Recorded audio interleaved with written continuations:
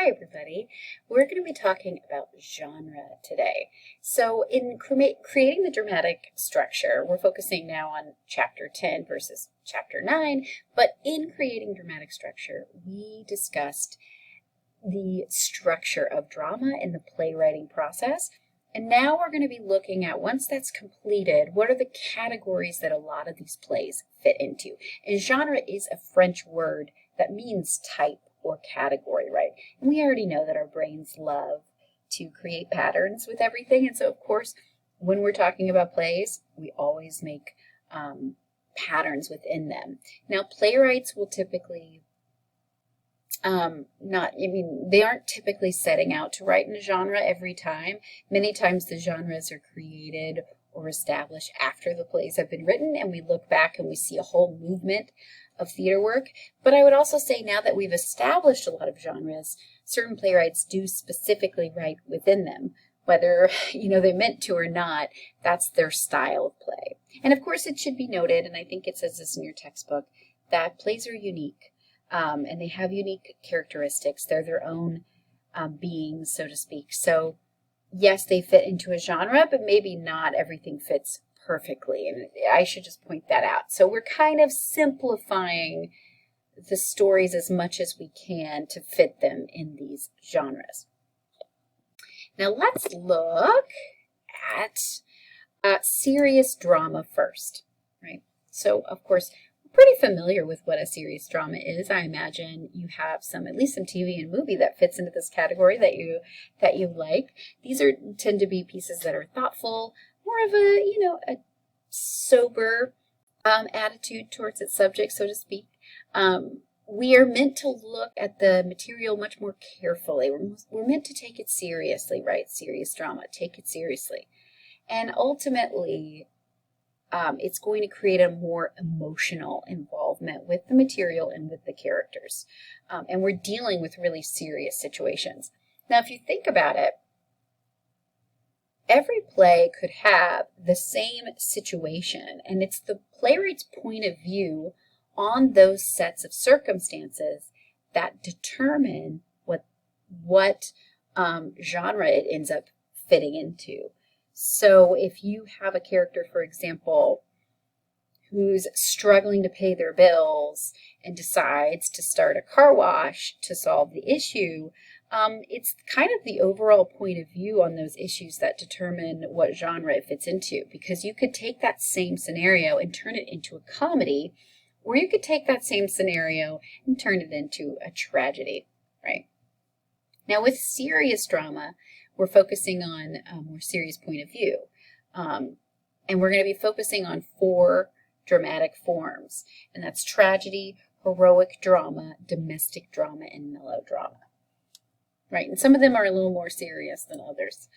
Now, tragedy, we've already talked about it a little bit, right? We saw that first in the 5th century in Greece. But now we're going to get a little more specific, and we're going to divide it up into 2 types of tragedy, traditional tragedy and modern tragedy. Now, both of these types are asking similar questions, and they're some of the most basic questions around our existence. Why do human beings suffer?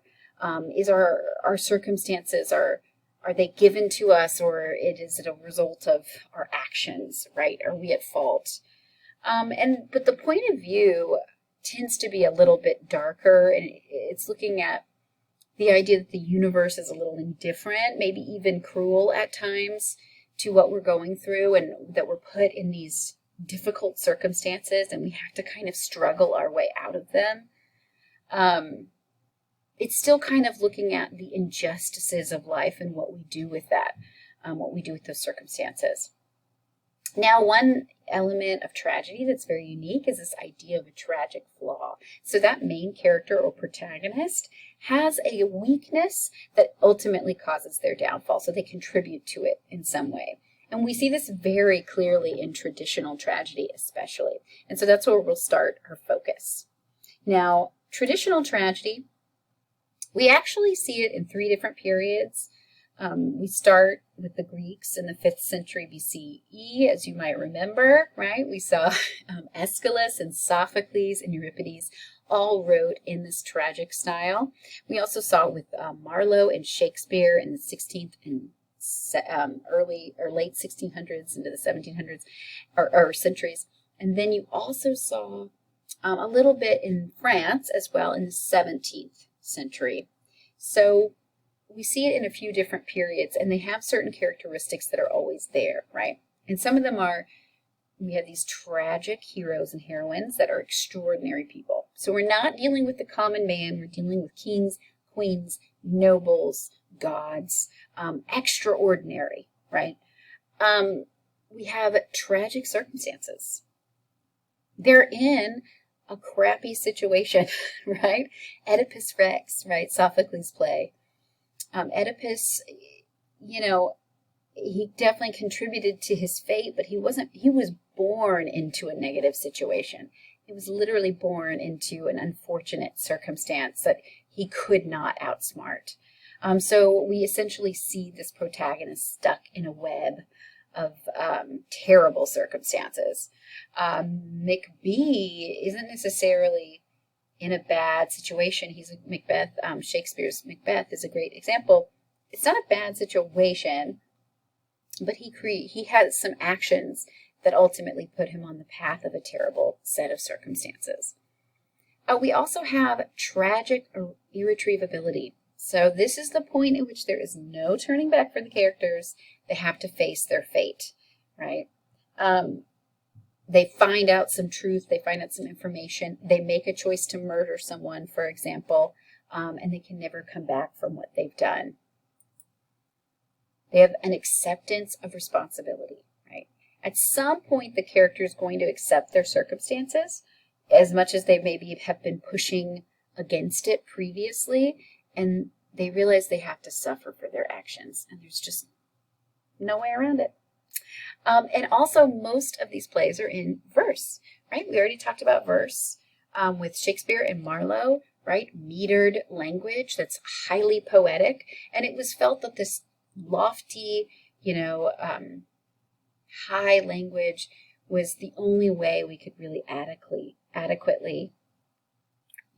convey these highly dramatic and emotionally invested stories.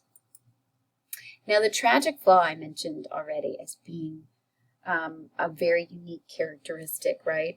The idea that the protagonist has some form of a weakness that actually causes their own downfall.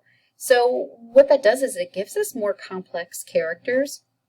We're looking at, we're following the protagonist. We're maybe empathizing with the protagonist in some way, but we're also watching them struggle and at times fail, right? And so we have this kind of unique structure in which we're watching them push against fate in some way or create their own fate and ultimately lead to their own demise. So in Oedipus Rex, we mentioned that before, most people think his tragic flaw is his pride. The fact that he thinks that he can defeat this prophecy, his parents as well.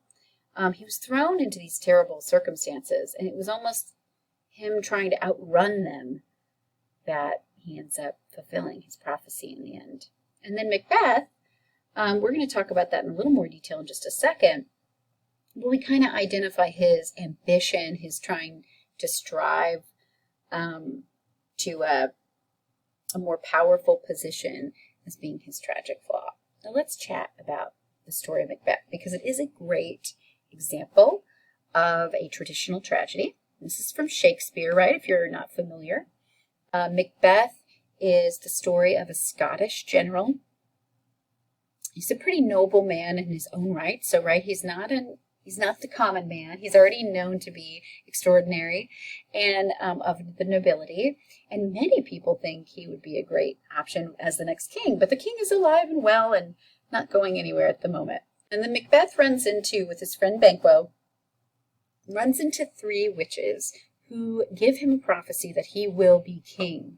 And once that seed is planted, the action of the play really starts to unfold. He tells his wife about this plan, and she encourages him to take action on it and to make his ambitions come true. And Macbeth is a complicated character. He does have doubts about pursuing pursuing this idea that he could be king, and whether he should take action to make it happen or just let the events unfold naturally. Well, he decides, with his wife's encouragement, to take the matters into his own hands, and he murders the current king. And he does it in such a way that other people don't know about it. They don't know that he did it. He kind of covers it up, right? And becomes king like a hero. I will step up into this position.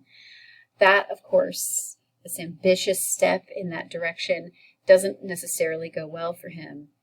He gets extremely paranoid. He ends up having to kill a lot of other people, including his best friend, Banquo, and most trusted person. Once he starts to get, Banquo becomes more suspicious of his actions, Macbeth eliminates the problem, right? And because of how he's behaving as a king, a civil war breaks out to try and remove him of his position, and he must face his circumstances, accept his fate, and he ultimately decides to fight in the battle against him, and he loses his life, right? So it does not end well for him. He does come to the conclusion that perhaps he was a bit ambitious, but he decides to fight to the end. Now, just to give you an example of what we're talking about, the lofty language in the verse, these heightened scenarios as well, I just want to show you a scene from the play. This is, hold on, let me give it a second here.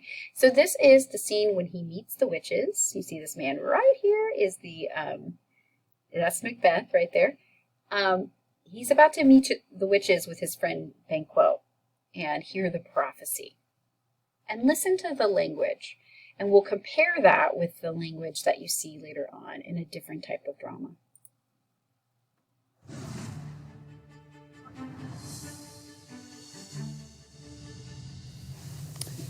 What are these?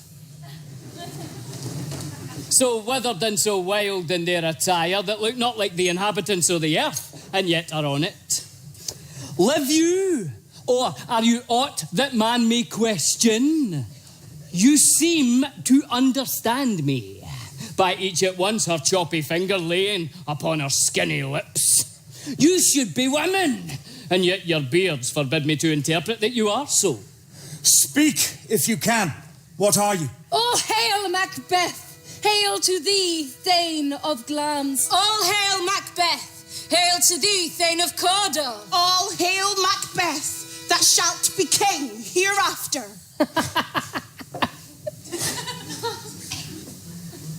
Good sir, why do you start and seem to fear things that do sound so fair? In the name of truth, are ye fantastical, or that indeed which outwardly ye show? My noble partner you greet with present grace and great prediction of noble having and of royal hope, that he seems rapt withal. To me, you speak not. If you can look into the seeds of time and say which grain will grow and which will not, speak then to me, who neither beg nor fear your favours nor your hate. Hail! Hail! Hail! Lesser than Macbeth, and greater. Not so happy, yet much happier. Thou shalt get kings, though thou be none. So all hail Macbeth and Banquo. Banquo and Macbeth, all hail.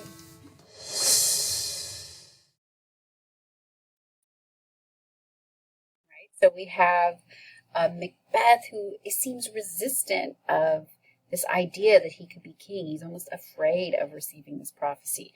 So what we have in these traditional tragedies are characters who are struggling with the problems that they're facing, and they become more complex as such. And so your emotional investment in their actions grows with that. We don't just come across a character who is so full of themselves that we don't really care what happens to them, right? So even though they make these really bold, dark choices, we're kind of on board with figuring out what's going to happen to them, and we're more invested in it. All right, now moving forward into modern tragedy. So as we move throughout history and we move into the 19th century, and this is what's ushering in this era of modern theater, which you've hopefully read a little bit about already, right? We are starting to move into realism, and as such, we're seeing a modern form of tragedy. Now, modern tragedy still is asking us the same questions, like, why do we suffer? What is the meaning of our lives? And how much do we play a part in our fate, right? But we have a couple really significant differences. We're not writing in verse anymore. We want regular, everyday language, like how we talk. We want to deal with the common person. So the common man, an average person, or upper-class citizen, but not nobility. And part of those changes come about because we actually have nobility is serving less of a significant part of our culture, right? I mean, in America, we don't have a king or queen, for example. And so, of course, we want these tragedies to reflect the modern experience much more. Now, we have one great example. We have many examples, of course, of modern tragedies, but we're going to look at one really nice example, which is Long Day's Journey into Night by Eugene O'Neill. This would also be considered a domestic drama, which we'll talk about in just a second because it's taking place in the home. But its structure and storyline fits very well into a modern tragedy. So we're still asking a lot of serious questions about the human experience. And the subject matter itself is pretty dark with a dark point of view. And the play itself is actually pretty autobiographical for Eugene O'Neill as well. Eugene O'Neill wrote this play before he passed away, but it wasn't published until after his death. And it was based on, it was really silly. I said he did it before he passed away. Like, of course he did. I don't know why I said it that way. Feel free to laugh at me. But this was not published until after he passed away, which I think speaks to probably how personal it was. Now, it's based on one summer day that was incredibly tense, lots of explosions in one particular family, right? So this is not the average day. This is where people are saying things they've always wanted to say, for example. And the characters are struggling with issues that many people in his own family struggled with. For example, the father is an actor, a little bit narcissistic and vain. Much like O'Neill's father, the mother struggled with the morphine addiction, mirroring his own mother's addiction. The brother dealt with alcoholism, and the youngest son was gravely ill with tuberculosis, mimicking O'Neill's health struggles. So highly personal play, but kind of dealing with the family dynamic and the difficult circumstances within it. Now here's some images of some recent productions showcasing the family dynamic, right? But I want to look at one particular scene so you can kind of see we're still dealing with these highly dramatic moments of conflict, right? In these unique circumstances of the family, of being with this family. Hold on one second, let me get this up here. Jessica Lange is playing the mother in this particular version. She's a well-known actress. If you've seen American Horror Story, for example, you might be familiar with some of her work. She's done a lot in her career, and she is really excellent in this role as well. So what you'll see is a character discussing some of her issues, like her addiction issues, and where she feels they really originated from.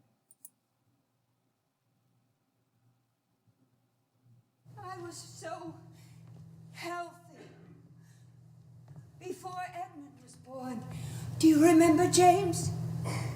There wasn't a nerve in my body. Even traveling with you, season after season, week after week of one-night stands, trains without Pullmans, dirty rooms in filthy hotels, eating bad food, bearing children in hotel rooms. I still stayed healthy. But bearing Edmund was the last straw. I was so sick afterward. And that ignorant quack of a cheap hotel doctor, all he knew was I was in pain. Oh, it was easy for him to stop For the God's pain. sake, Mary, forget the past! Why? How can I? Powerful performance, right? And they're discussing has deep aspects of their relationship and the family dynamic of what is probably causing each other a lot of pain, right? It's a really beautiful performance. And there's some other great scenes that you can find on YouTube if you want to learn more about that particular show and that particular story. Some other examples of modern tragedies. We have Death of a Salesman, by Arthur Miller, A Streetcar Named Desire by Tennessee Williams. You have already read A Doll's House by Heinrich Ibsen. That is also a modern tragedy and also known as a domestic drama. So, of course, a great example of this particular genre of play. And some also classify Chekhov plays like Cherry Orchard and Three Sisters in this category as well, although other academics might disagree and say that it's more of a tragic comedy, for example, because Chekhov was known for being a little bit funny as well as incredibly dark. But what we can agree upon is that even modern tragedies, like traditional tragedies, they do still have a slightly less optimistic view of the human experience. Now, heroic drama, in contrast, are plays that are very similar to traditional tragedy. They deal with extraordinary characters in very unique circumstances. They might be in verse, but they're usually, they're also likely to be in prose, but they have a happy ending and a more optimistic worldview despite those tragic circumstances. So heroic drama kind of offers a very different point of view and perspective on these really difficult circumstances that the characters are in. One great example of heroic drama, I forgot to mention, Eastern traditions, so a lot of Asian theater, you see a lot of heroic drama within Asian theater and within Asian storytelling. The idea that there's this hero or heroine fighting their way through the issues that they're facing in life, and they might literally go off and battle, and hopefully they either succeed in the end and they win it, or if they don't win, they are maintaining their integrity despite what they're up against, right? They make the decision to die for the cause, for example. So definitely a more optimistic worldview of the individuals within the play, and that, you know, we may have to fight for what we want, but that humans are kind of good in the end. Now, St. Joan by George Bernard Shaw is a great example of this. It's a great American drama example of this, right? So he says there's no villains in his particular play, that ultimately we have good intentions even when we do bad things, that we're always doing in the moment what we think is right, which is a slightly more optimistic viewpoint of humanity compared to some of the tragedies. And St. Joan the play is really based on Joan of Arc. So it was a young peasant girl who claims divine inspiration, leading her to win the victory for France against the English during the 100 Years' War. Right, so she gains a success for France and the respect of those in the church and the king. But over time, she's also becomes more defiant of what the church and the king are trying to do. And so as she becomes more defiant and, sticking to her convictions, they ultimately burn her at the stake. So, right, not a happy ending for poor Joan. But the idea why we say it's a little more optimistic is because she really believes in what she's doing. She has a lot of faith. She believes in the divine inspiration that she's been given, and she's fighting to maintain that. She's fighting for what she believes is right, and she never gives up on it, even if it leads to her death. We can watch a quick scene from this particular play.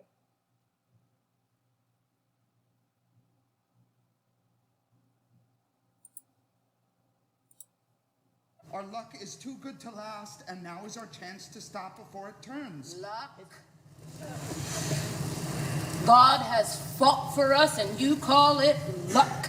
then you would stop while there are still Englishmen on this holy earth, dear France. Maid, the king addressed himself to me, not to you. You forget yourself. You very often forget yourself. Then speak you and tell him.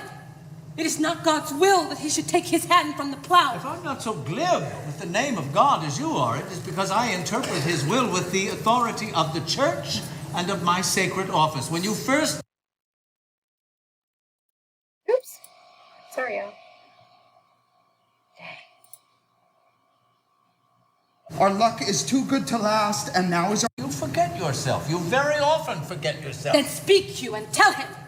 It is not God's will that he should take his hand from the plow. If I'm not so glib with the name of God as you are, it is because I interpret his will with the authority of the church and of my sacred office. When you first came, you respected it and would not have dared to speak as you are now speaking. Yes, she thinks she knows better than everyone else. But I do know better than any of you seem to, and I'm not proud. I never speak unless I know I'm right.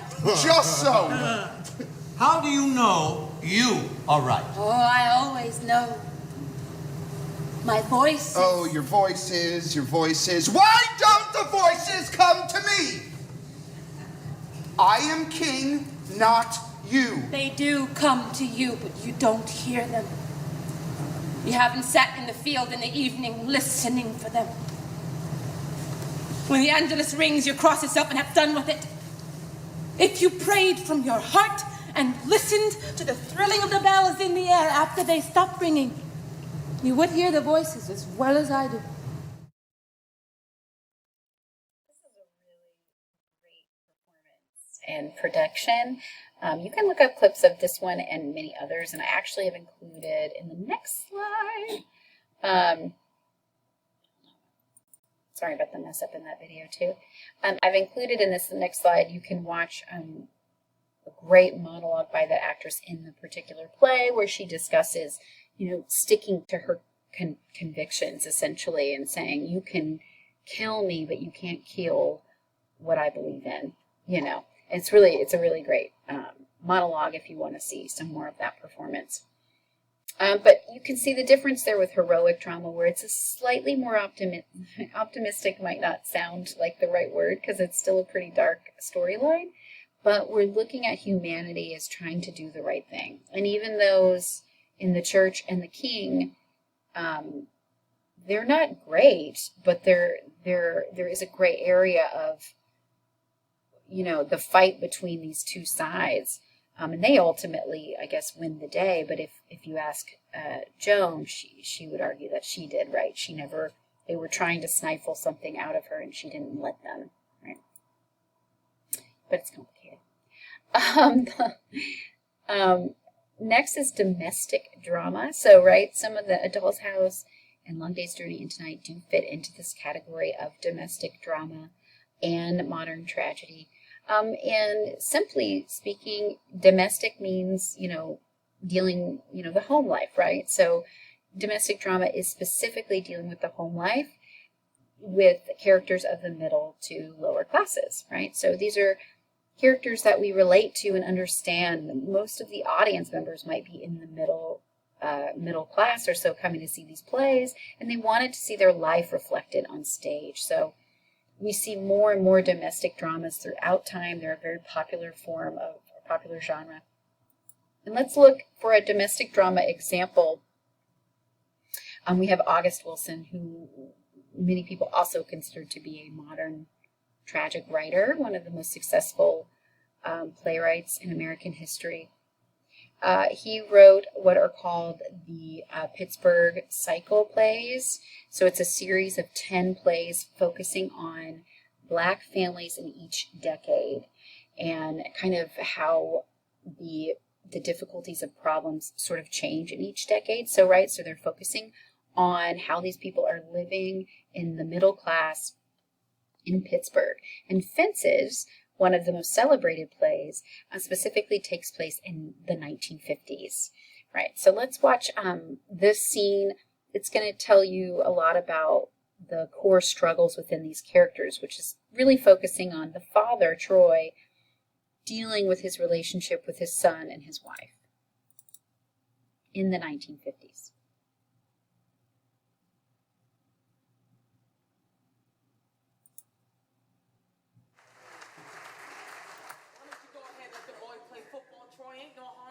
just trying to be like you. I don't want him to be like me.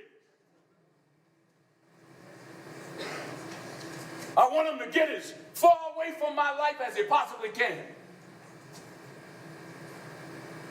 You're the only decent thing ever happened to me, Rose. I wish him that. But I don't wish him nothing else from my life. Decided 17 years ago that boy wasn't going to get involved in no sports. Not after what they did to me in sports. Why don't you admit you were too old for the major leagues? For once, why don't you admit that? What you mean too old? Don't come telling me I was too old. I just wasn't the right color.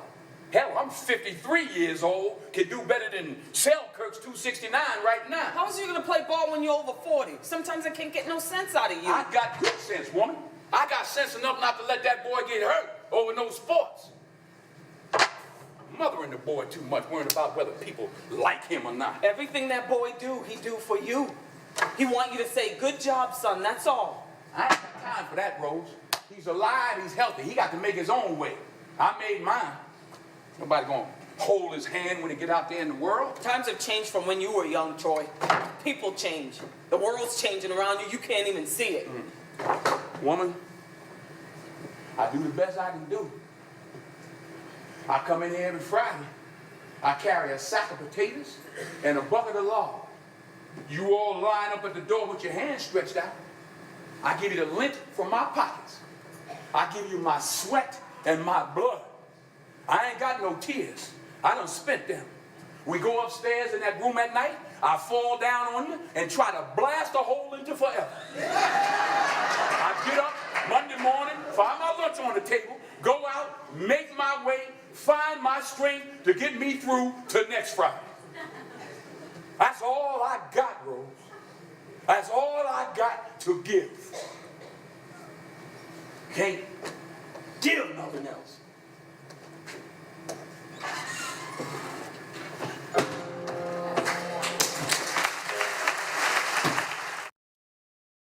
Great scene, great performance by Denzel Washington and Viola Davis. And this, as you may recognize, was turned into a film. So they performed this performance on Broadway, and then eventually, and the success of that performance led to the creation of the film of the play. So if it might be difficult to see this entire theater performance as like one show, but you can definitely see the film if you look it up, if you want to check out the performances. And I'll post the PowerPoint as well for you, because here's this scene. I'm not going to take the time right now to watch it again, but Viola Davis just absolutely kills it in the monologue. So I highly recommend you check it out. August Wilson's character dynamics, his structure are pretty, they're just expertly executed. And so I highly recommend, if you get the chance to read or watch any of his plays, that you do. They're celebrated for a reason. He's considered one of the greatest American playwrights for a reason. Now, last but not least, for the serious drama category, we're going to look at melodrama. And I don't have as many examples for melodrama. I apologize. But this became a style or genre of serious drama in the 18th and 19th century. It's more popular theater. So I would argue that it's not as intense or serious as our other forms of serious drama. And what was unique about them is that, again, popular theater, highly dramatic performance style. Characters were not, characters were clearly good or bad, right? We had the good person and the evil person versus Shakespeare's, Macbeth, where he's a very complicated individual and we're following him. And we're not really sure sometimes how we should feel about his actions. That's not going to happen with the melodrama.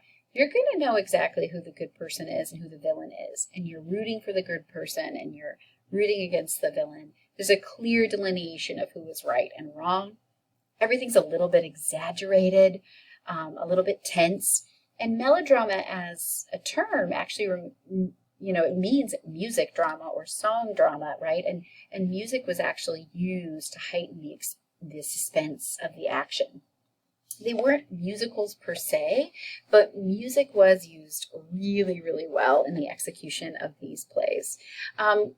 this was also the era of Delsarte and a certain performance style of technique, and we'll kind of touch on it a little bit in your chapter on acting, but it was this idea that you didn't really have to believe the emotions that you were acting out. It was more about how you dealt with your body. So if you placed your hand on your forehead and threw your head back, that was explaining, that you were sorrowful or whatever. So it was all about the physical representation of the characters. It's where we get this over-exaggerated view of what acting is and what storytelling is. But we can't deny that this was popular theater. People loved it and ate it up. These highly dramatic, suspenseful storylines. And we have a lot of our entertainment that follows along to this melodramatic style. Like, it sounds over the top and crazy, but we actually kind of love it, and we see it all over the place, especially in film and TV, right? So if you think of, actually, I love to point out soap operas as being the most classic example of a melodrama. Really dramatic, extreme, exaggerated circumstances. Things can go very badly for the characters, although you wouldn't see as many people end up. The good usually prevail at the end of these stories. You might also see it in a detective or spy story, just really heightened form of acting and storytelling, right? Science fiction, horror, superhero films, they all have elements of melodrama to them. So we kind of love it. It's the basis of popular theater and entertainment in so many ways. Even if we prefer a more realistic style of performance, the stories themselves are very melodramatic in how they're created, right? And they're speaking to a lot of concerns that we have as a society, our paranoia and fears of things that are happening in society as well, thinking of specifically of science fiction, right? And the moral issues that we're going through. Now, next up in genre, we're going to be looking at comedy, but we're going to separate that into a different video because you might need a little bit of a break. So I'm going to end this video now, and when you're ready, you can begin part 2 of comedy.